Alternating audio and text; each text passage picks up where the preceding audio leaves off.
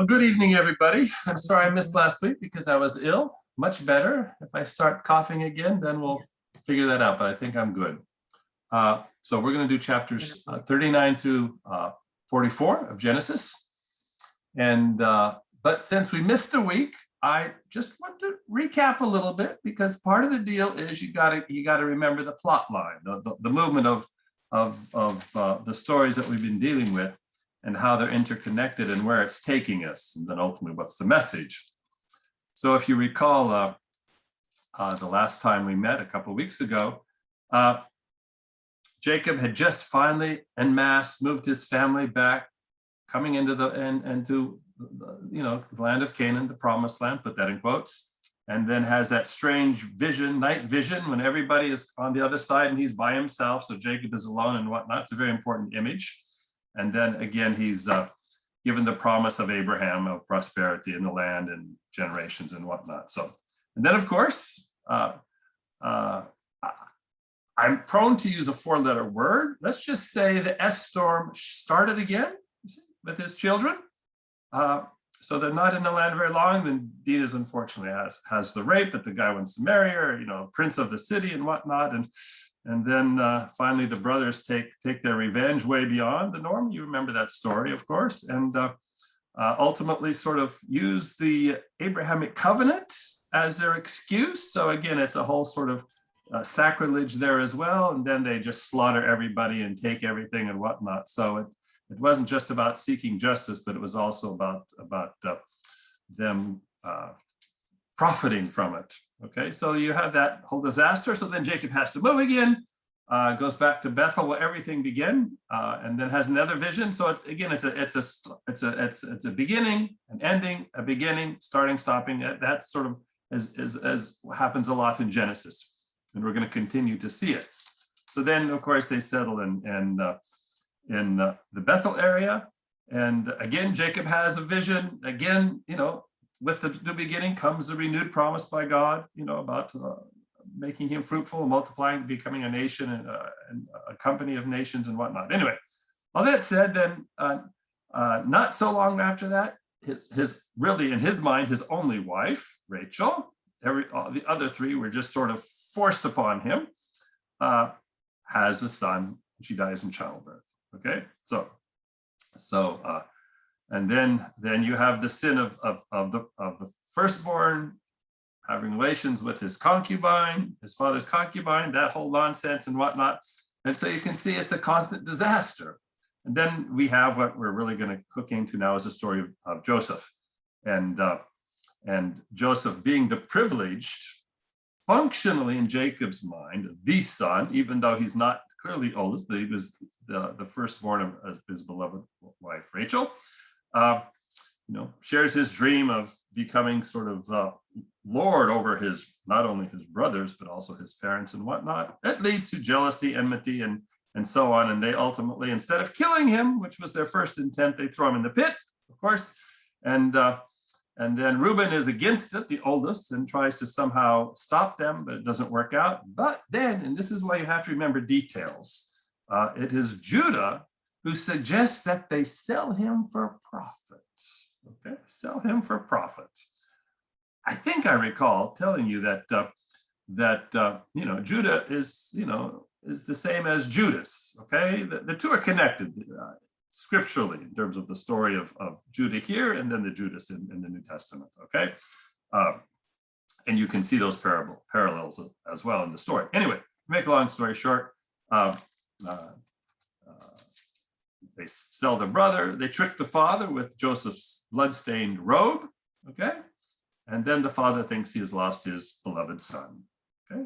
Not knowing the truth, so he's deceived. So, and again, this theme of deception has played itself out in many of the stories and the movement of the plot.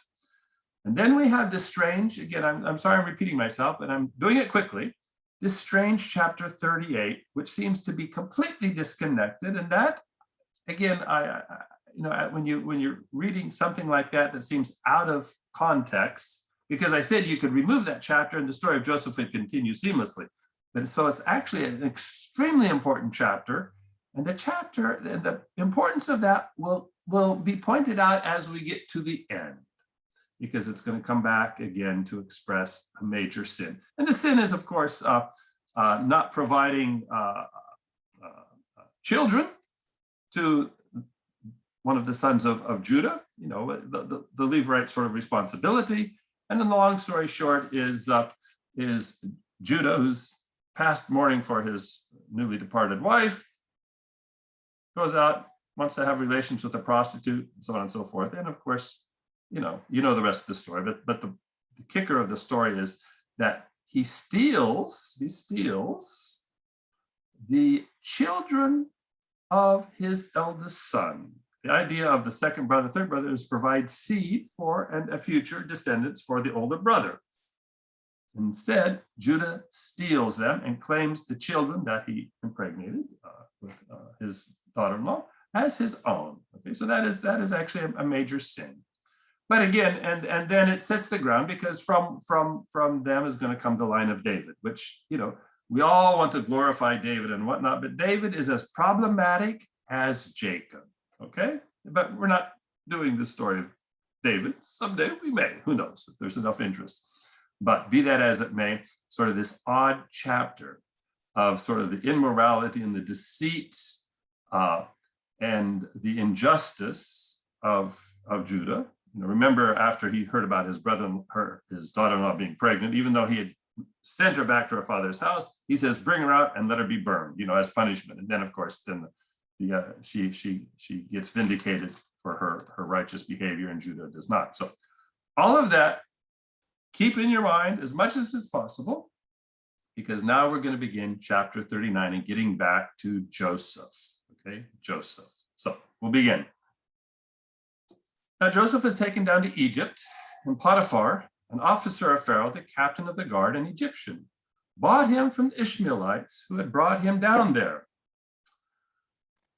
Statement 1, the Lord was with Joseph. Yahweh was with Joseph, and he became a successful man. He was in the house of his Egyptian master. His master saw that Yahweh was with him, and that Yahweh caused all that he did to prosper in his hands.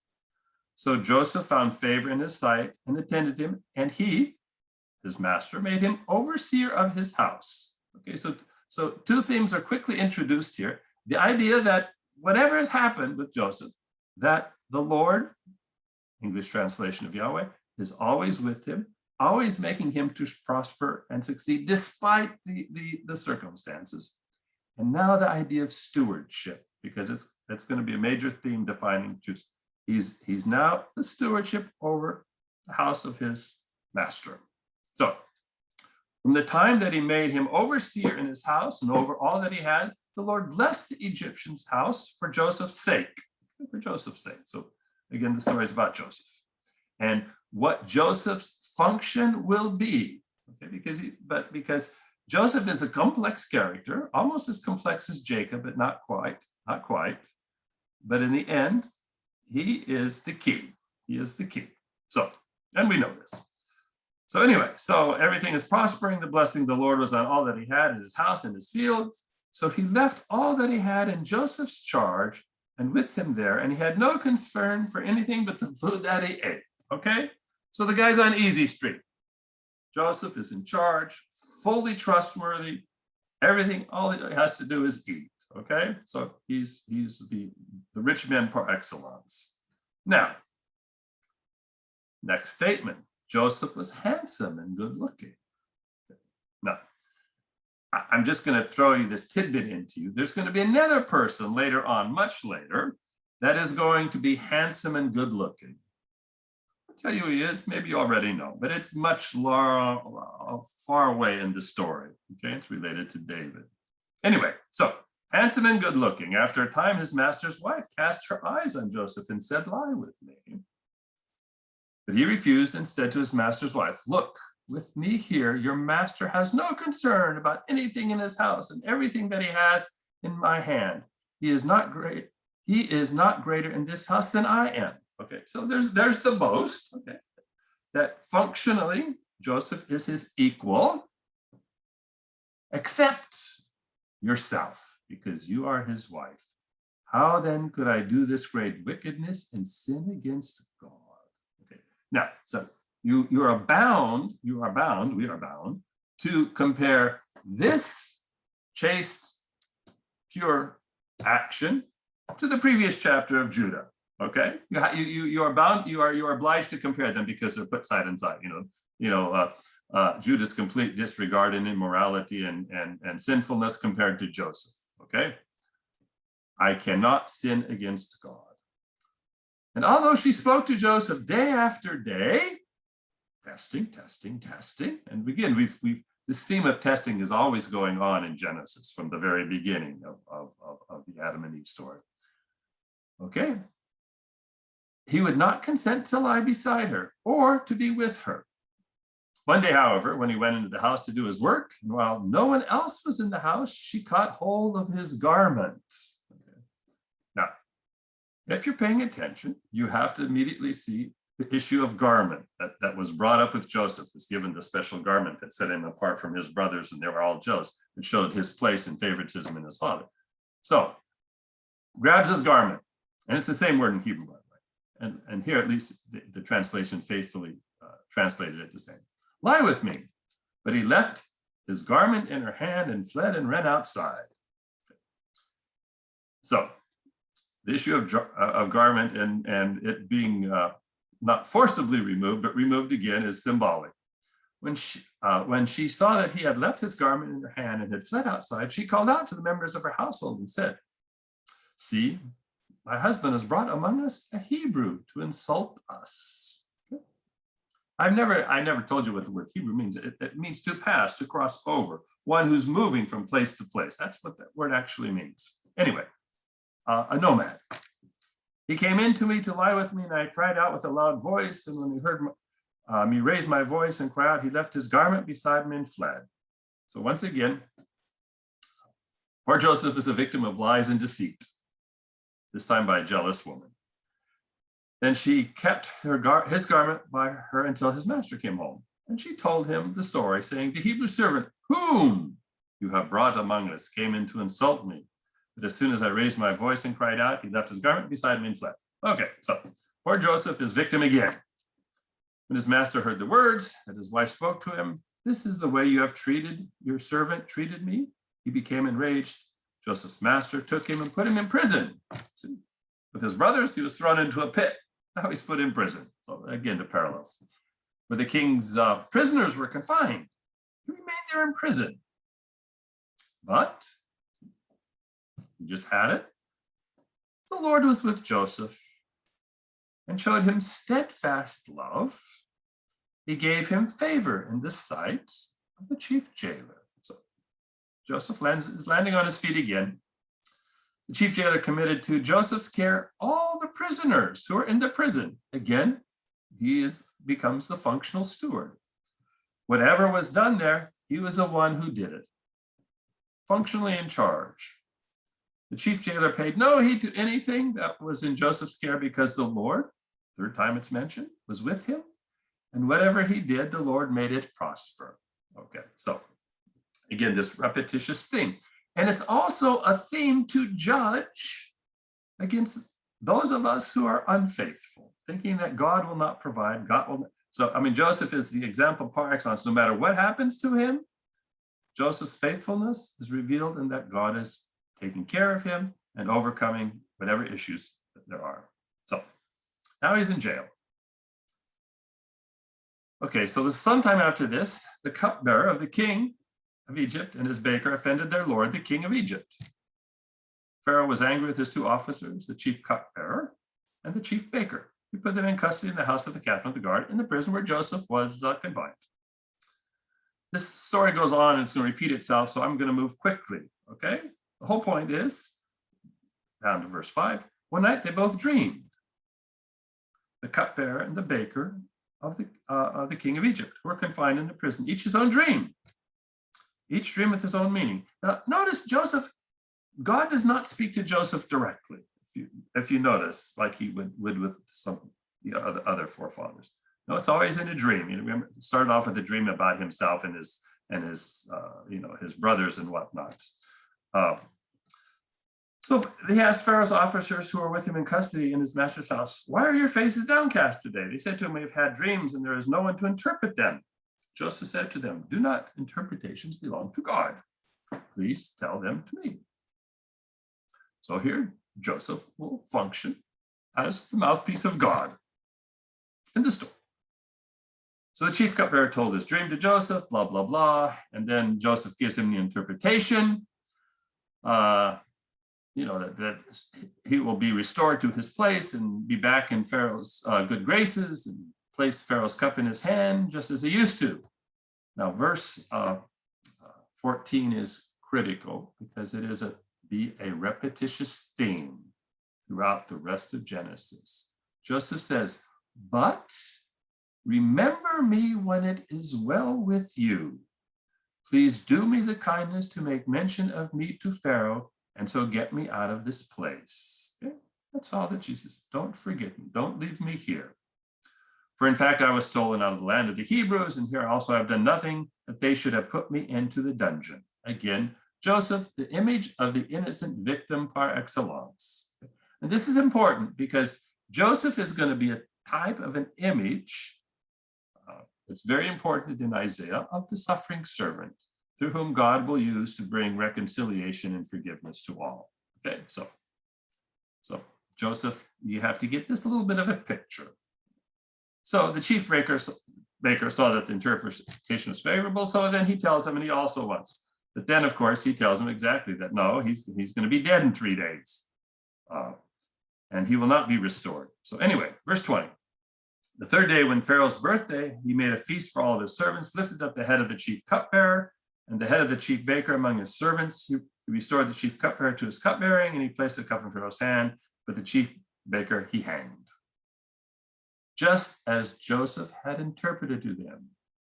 Punchline, verse 23, end of chapter 42. "Yet the cupbearer did not remember Joseph, but forgot him." Again, I just plant this seed in your mind because this is a repetitive statement that will happen. If you don't believe me, just read Exodus chapter 1. Okay? When it says, "A new Pharaoh was appointed who did not know / remember Joseph," and that's when everything tanked, because Joseph then was not functioning as the steward and the preserver of life. Anyway, that's way ahead, but again, just to sort of tease you with this point. Okay. After 2 whole years, Pharaoh dreamed. Okay, so now it's Pharaoh's time to have a dream twice. And he was standing by the Nile. Again, I could read this whole thing, and I'll read it quickly, but again, it repeats itself. "There came up out of the Nile 7 sleek and fat cows, and they grazed in the reed grass. And 7 other cows, ugly and thin, came up out of the Nile after them and stood by the other cows on the bank. And the ugly and thin cows ate up," see, a grass-feeding animal becomes carnivorous, "ate up the 7 sleek and fat cows.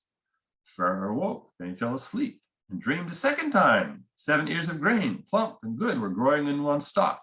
Then 7 ears thin and blighted by the east wind sprouted after them. The thin ears swallowed up the 7 plump and full ears. Pharaoh awoke, and it was a dream. In the morning his spirit was troubled, so he sent and called for all the magicians of Egypt and all its wise men. Pharaoh told them his dream, but there was no one who could interpret them to Pharaoh." Okay, so again, Joseph, singular image of one person. And then you have all of Egypt. Then, see, confession's good for the soul. The chief cupbearer said to Pharaoh, "I remember my faults today." This is the 3rd time, again, the use of this word, remember. "I remember my faults today.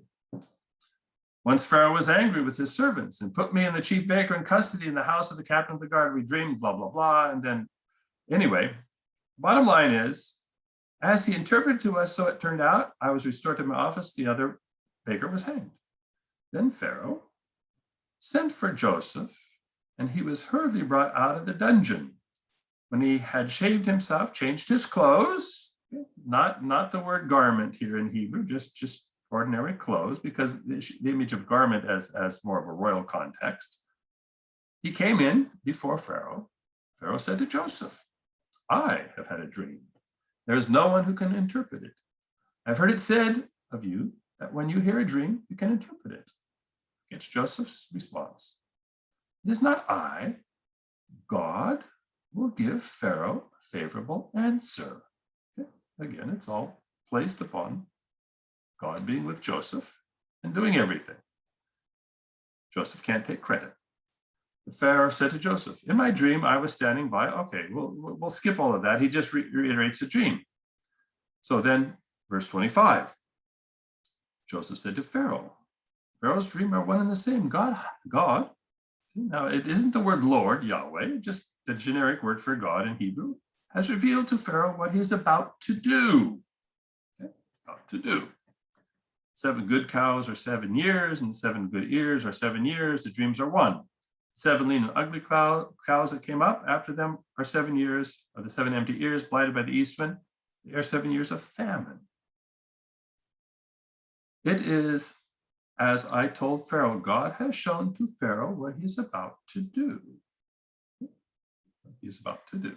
Now, why this is important, just in general of the scope, and I've said it more than once about Genesis, God is interested in the totality, not in a specific line, Abraham, and the story of Abraham becomes the Israelite story and whatnot. That in the end, God is always interested in the totality.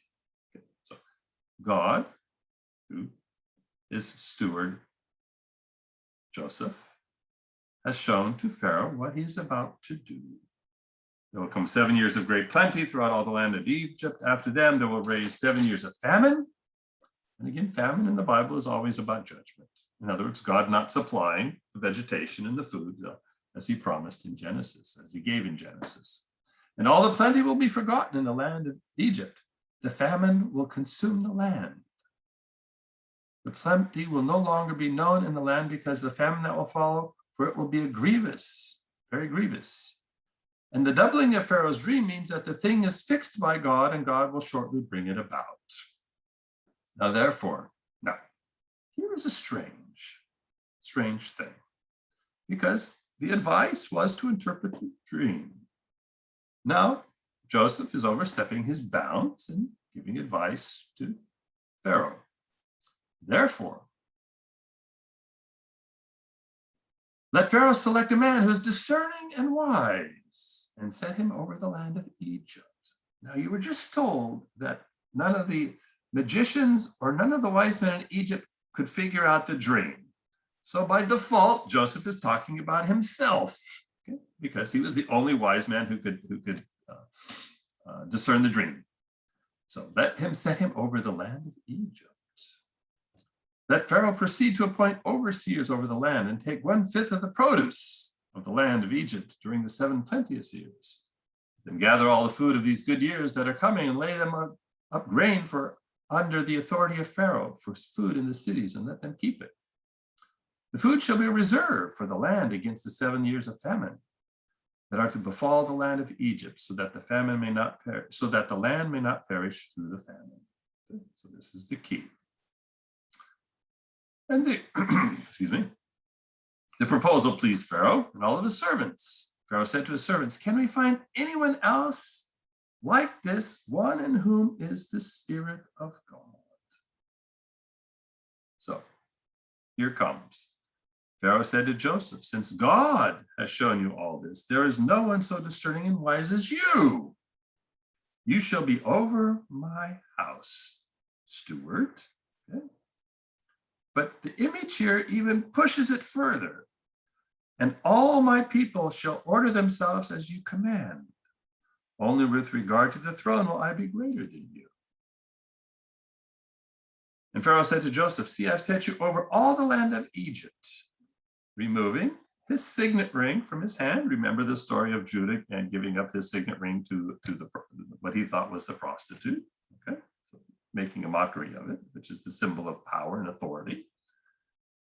Pharaoh put it in Joseph's hand. He arrayed him in garments of fine linen, put a gold chain around his neck. Okay. had him ride in the chariot of his second in command, and they cried out in front of him, bow the knee. Thus he set him over all the land of Egypt. Moreover, Pharaoh said to Joseph, I am Pharaoh. Without your consent, no one shall lift up hand or foot in all of the land of Egypt. Pharaoh gave Joseph the name Zaphenath-Paneah, and he gave him Asenath, daughter of Potiphar, priest of On, as his wife. Thus Joseph gained authority over the land of Egypt. So it is functionally as if Pharaoh has adopted Joseph, and made him his son. And he will function and he will have total authority. Okay, so again, Joseph was 30 years old when he encountered the service of Pharaoh, king of Egypt. Joseph went out in the presence of Pharaoh and went through all the land of Egypt. During the 7 plenteous years, the earth produced abundantly. He gathered up all the food of the 7 years when there were plenty in the land and stored up food in the city, stored up every city, the food which in the fields round it. So Joseph stored up grain in such abundance, like the sand of the sea, that he stopped measuring it was beyond measure. Now, on the surface, all of this is good news. Joseph has risen, see, from the very bottom, pit with his brothers, prison, to be the image of the all-powerful one. Okay?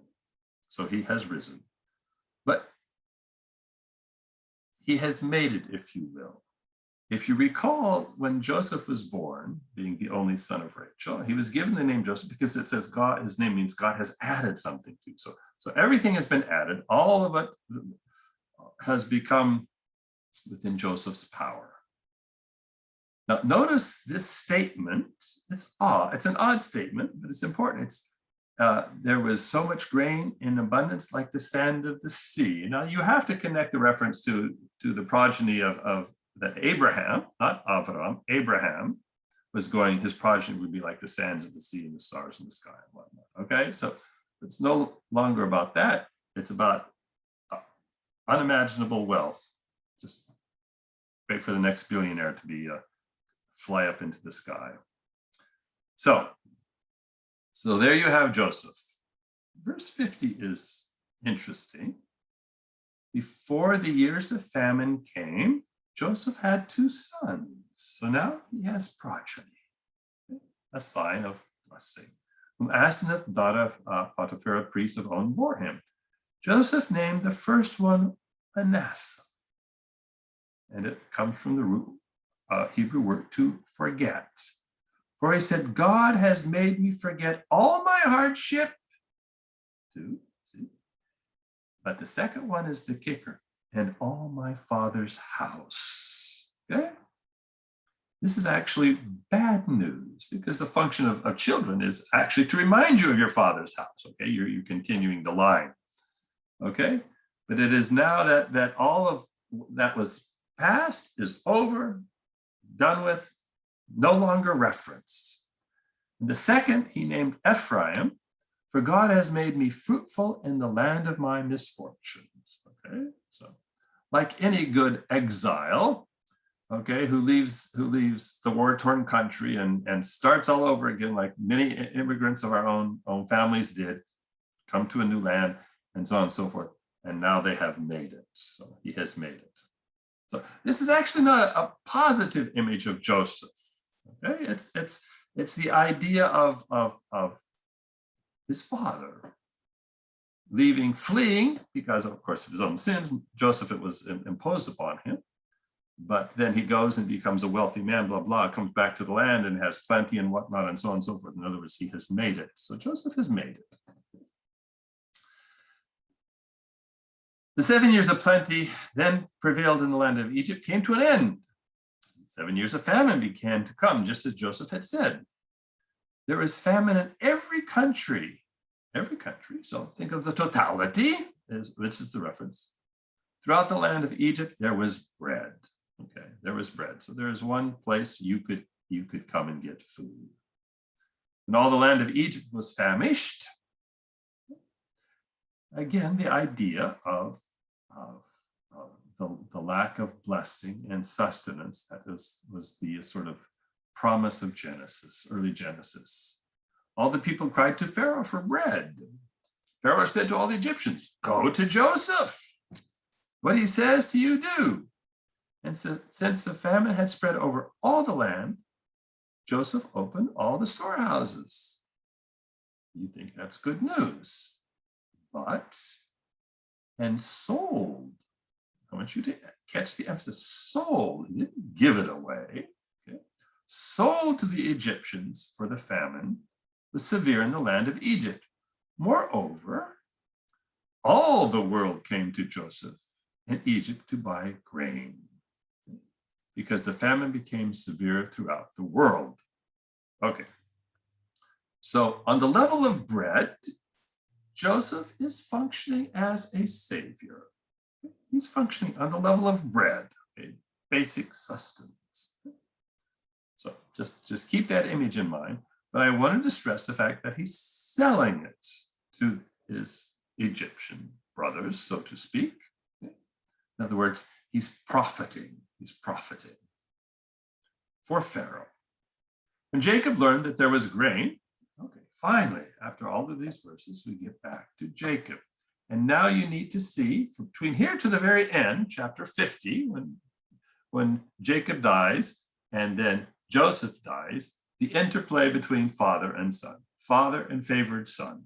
Okay, you have to just follow the interplay. So he learned there was grain in Egypt, and he said to his sons, why do you keep looking at one another? I have heard, he said, that there is grain in Egypt. Go down and buy grain for us there, that we may live and not die. Okay, so now think back to chapter 32 when Jacob had come back from Haran and what became his father-in-law, his ancestors, and came back, and it lists all of his wealth and his children and everything, and now Jacob, the role has reversed. Joseph now has everything, and Jacob is almost destitute. That if we may live and not die, they just need bread. So 10 of Joseph's brothers went down to buy grain in Egypt, but Jacob did not send Joseph's brother Benjamin with his brothers, for he feared that harm might come to him. Thus the sons of Israel were among the other people who came to buy grain, for the famine had reached the land of Canaan. So Benjamin is preserved because he is the only, supposedly, son left of the beloved wife, Rachel. Of course, she died in childbearing, but he dismissed her death because he was so happy to have a son. And remember, the name Joseph means, Benjamin means son of my right hand, son of my power, okay? And the biblical story is, if you continue to read it till the end of 2 Kings, it's the warrior clan, okay? It's military might. That's what Benjamin ultimately is symbolic of. So it's not without stating that the first king, Saul, was from the tribe of Benjamin. Okay? And by the way, I referenced him earlier because he, like Joseph, was tall and handsome. It's answered my own question. Anyway, so they're heading down, just the 10. Now Joseph is governor over the land. It was he who told to all the people of the land. And Joseph's brother came and bowed themselves before him with their faces to the ground. Unexpected, unknowing, faces to the ground. We were told back in when Joseph had his first dream that this day would come. When Joseph saw his brothers, he recognized them. This is a critical verb, recognition, awareness, because it is going to repeat itself, both the lack of recognition and finally recognition, the aha moment. Well, he has his aha moment immediately. But he treated them like strangers. Now, this is important because I told you earlier that after he had made it and had 2 sons, he had forgotten about all of that, okay? And now they're brought back, okay? So the recognition is after he had forgotten, could care less about it. He treated them like strangers and spoke harshly to them. Where do you come from? He said. They said, from the land of Canaan to buy food. They're testing. Although Joseph had recognized his brothers, they did not recognize him. Okay, so you have the juxtaposition of the two. Joseph also remembered the dreams that he had dreamed about them. He said to them, you are spies. you have come to see the nakedness of the land. They said to him, no, my lord, your servants have come to buy food. We are all sons of one man. We are honest men. Now, since we know the story, we begin to laugh, like, really? Honest? You can make this claim. Your servants have never been spies. Well, that part is true. But he said to them, no, you have come to see the nakedness of the land. And they said, we, your servants, are 12 brothers, the sons of a certain man, land of Canaan. The youngest, however, is now with our father, and one is no more. But Joseph said to them, it is just as I have said to you, you are spies. Here is how you shall be tested. Okay, now the theme of testing temptation is, again, it's all throughout the Bible, and it is constant theme. It's there in every circuit. Everything is being tested to see what is true and what is not. Are they honest men? Because Joseph already knows that functionally they have not been honest in the past. So here's how you shall be tested. As Pharaoh lives, you shall not leave this place unless your youngest brother comes here. Let one of you go and bring your brother, while the rest of you remain in prison, in order that your words may be tested, whether there is truth in you or else. As Pharaoh lives, surely you are spies. And he put them together in prison for 3 days. Think of Matthew. Not everybody says to me, Lord, Lord, Son, the kingdom of heaven, but only who does the will of my Father. Okay? In other words, your words are meaningless. Okay? You have to do. So they have to be tested. We have to be tested. Third day, Joseph said to them, do this, and you will live, for I fear God. If you are honest men, let one of your brothers stay here where you are imprisoned. The rest of you shall go and carry grain for the famine of your households, and bring your youngest brother to me. So one has to stay behind. Thus your words will be verified, and you shall not die. So they said to one another, alas, we are paying the penalty, full circle, stop, underline, bold, for what we did to our brother. I'm making an aside here, but it's just to make this point, okay? And now, how many years later are we here? 20, 25, and whatnot. There's a favorite Bedouin saying of mine. Remember it, because it says a lot about the mentality. It says, I took my revenge after 40 years, but I was hasty. In other words, justice will come. You may have to wait for a while, but it will inevitably come. Alas, we are paying the penalty for what we did to our brother. We saw his anguish when he pleaded with us, but we would not listen. This is why this anguish has come upon us. Then Reuben, the firstborn, tried to dissuade them from killing the boy, and then they sold him into slavery while he wasn't out. Anyway, did I not tell you not to wrong the boy?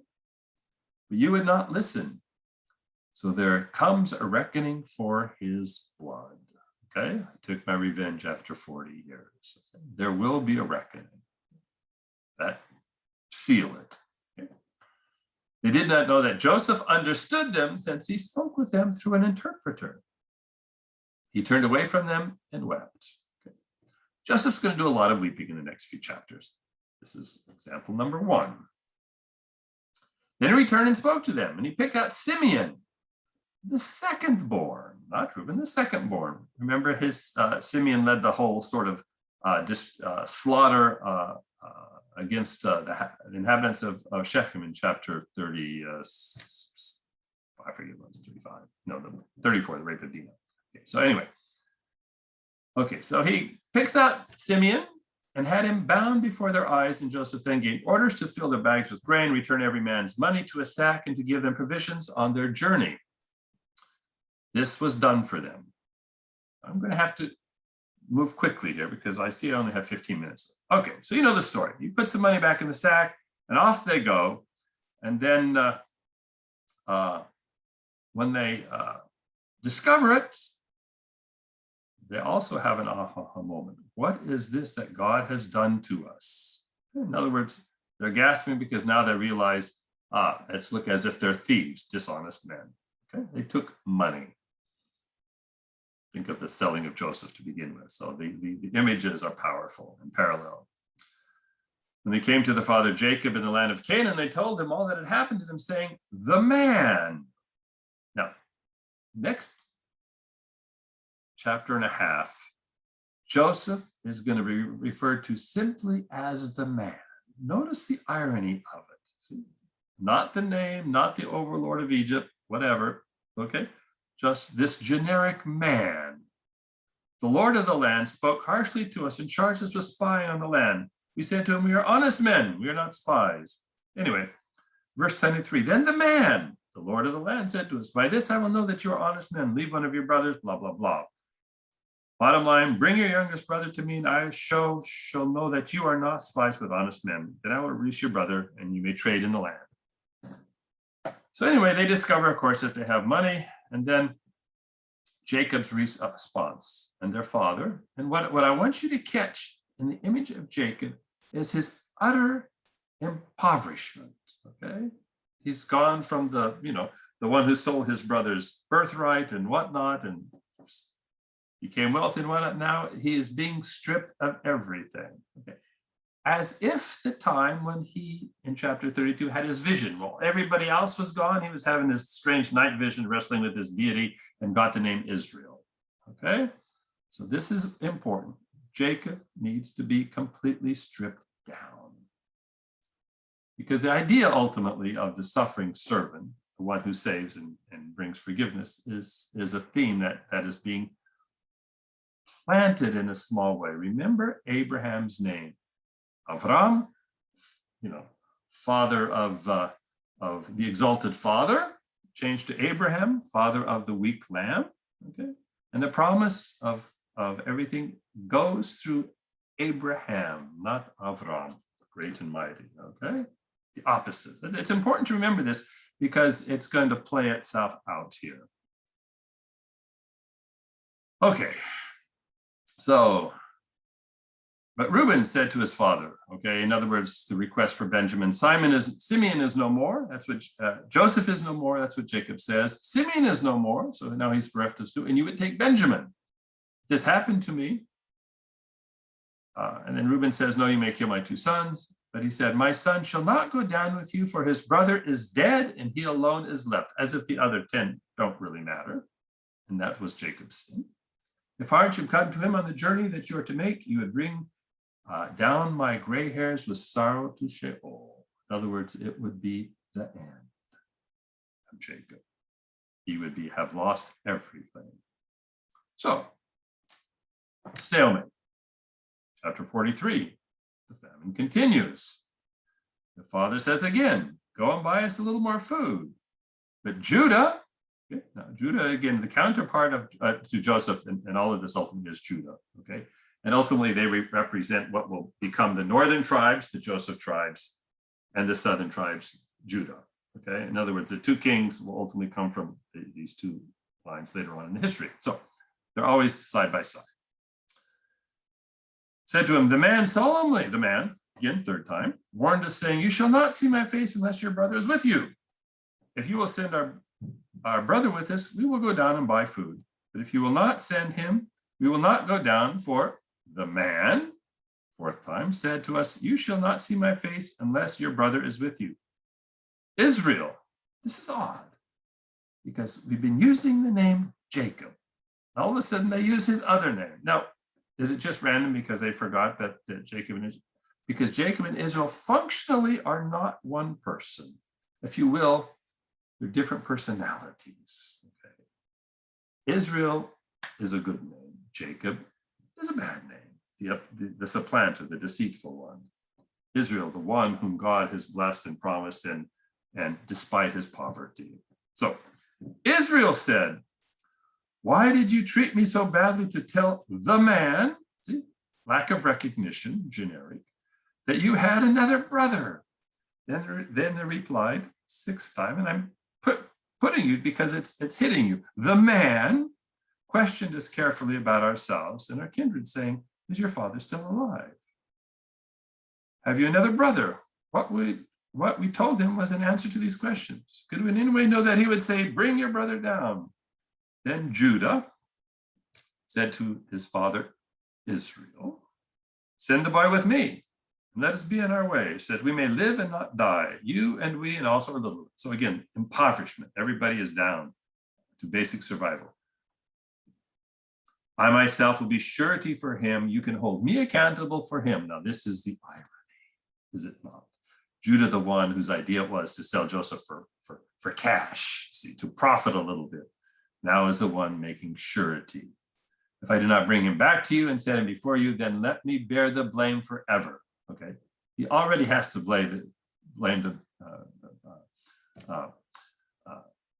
have the guilt for Joseph. If we had not been delayed, we would now have returned twice. Okay, so Jacob stripped down to nothing. Judah, now is Judah a changed man? Will he do as he has promised? Atone for his sins. Then their father Israel said to them, if it must be so, then do it. Take some of the choice fruits, blah, blah, blah, and present it to the man, okay, so on and so forth. Take your brother also and be on your way again. Verse 13, again to the man. May God Almighty grant you mercy before the man, so that he may send back your other brother and Benjamin. As for me, if I am bereaved of my children, I am bereaved.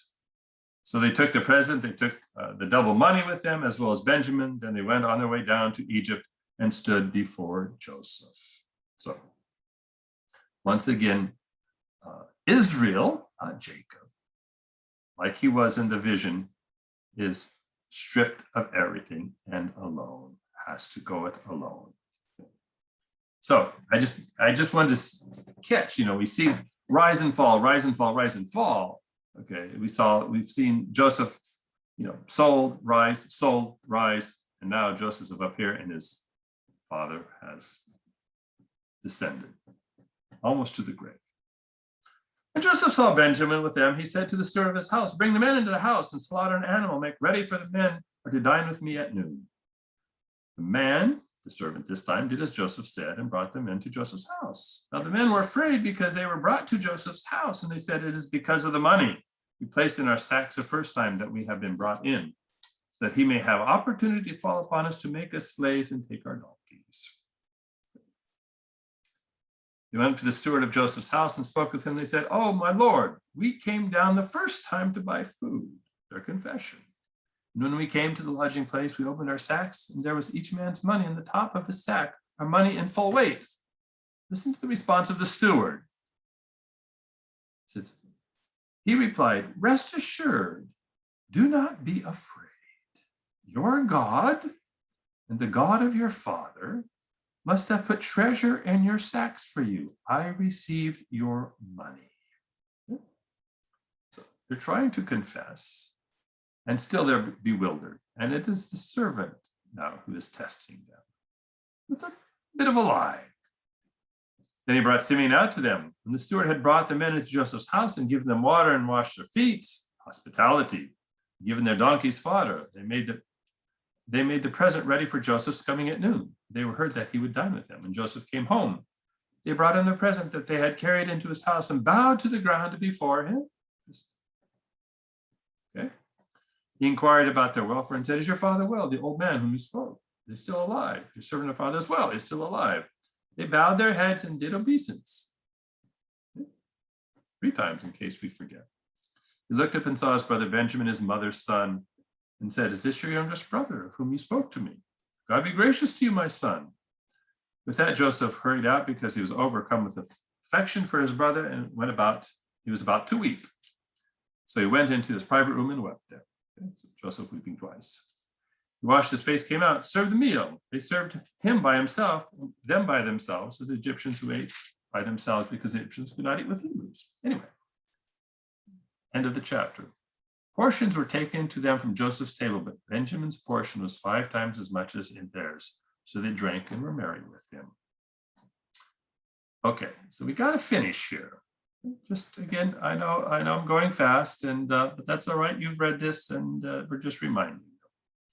So then he commanded the steward of his house, fill the men's sacks with food as much as they can carry, and put each man's money in the top of his sack.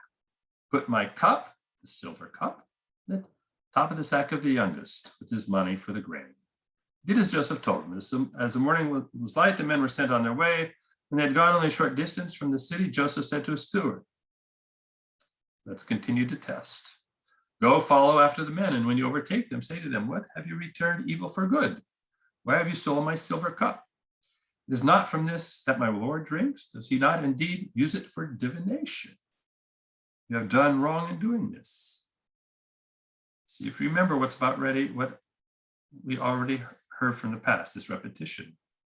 When they overtook them, repeated these words, and they said to him, why does my Lord speak such words as these? Far be it from your servants that they should do such a thing. Look, the money that we found at the top of our sacks, we brought it back to you from the land of Canaan.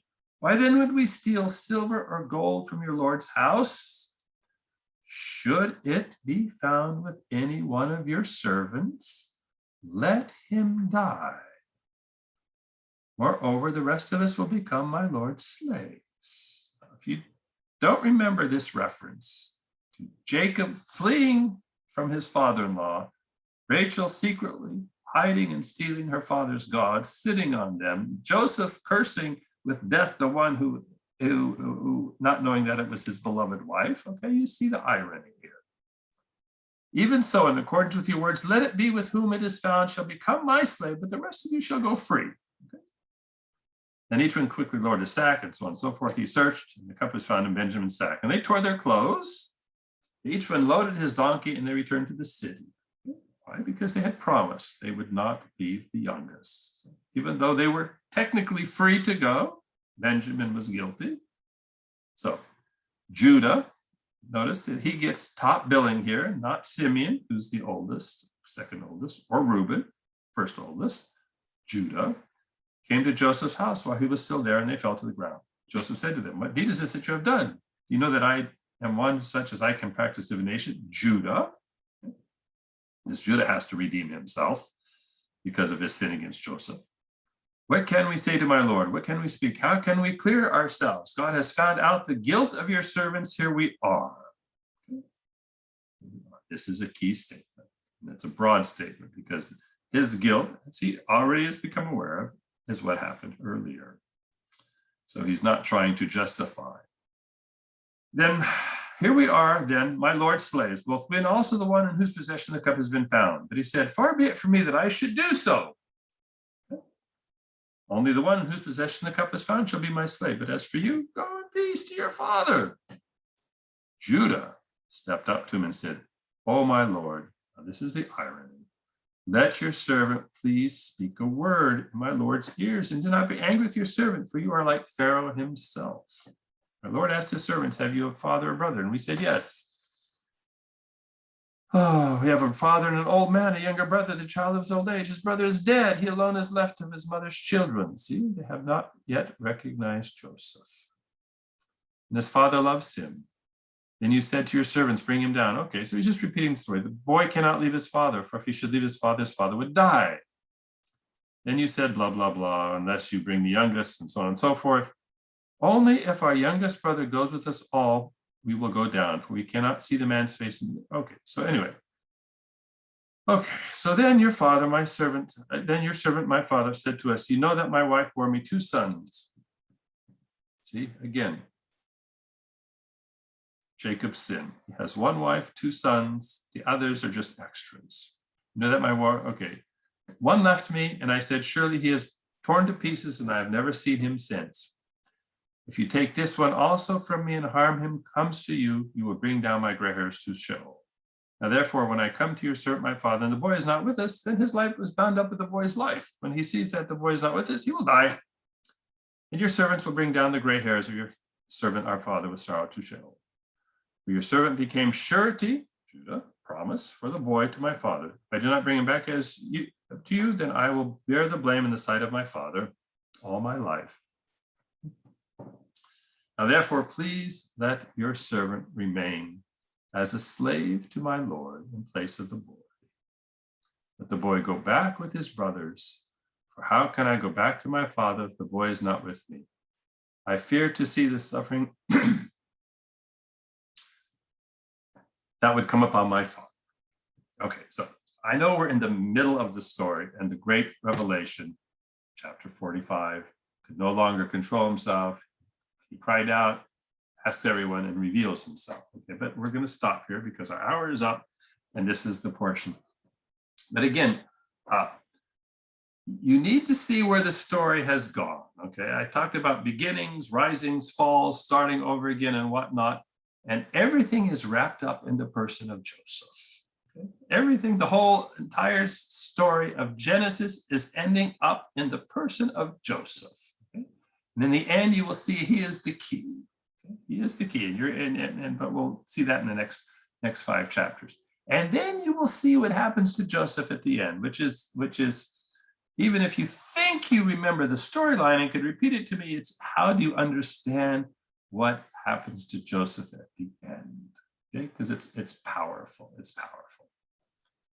So again, when I think about the Bible, it's a lot about men doing their thing, you see, and God doing his, and all the time trying to undo the thing that men do and bring some sort of redemption and hope. We have been told after the exile from the gardens, and then chapter 12, the trying with men and the Noah story and the salvation in the ark, Tower of Babel, and then starting again with the person of Abraham, okay, that somehow it is the key for the entire story. And we're following that, okay? Isaac, who did nothing, Jacob, who is problematic character, mostly a bad guy, okay? And he will be bad at the end. And yet, where is, if you will, the line in which God is able to work and to do something? Because the Adam line, the Jacob line, it's not good. It's not good. But then you have the glimpse of Noah. Then you have the glimpse of Abraham, who's problematic, rises and falls, rises and falls. And now you have the connections with Joseph. Okay. And so anyway, the Joseph story is sort of the crown jewel ultimately of Genesis. But we are going to stop here. Just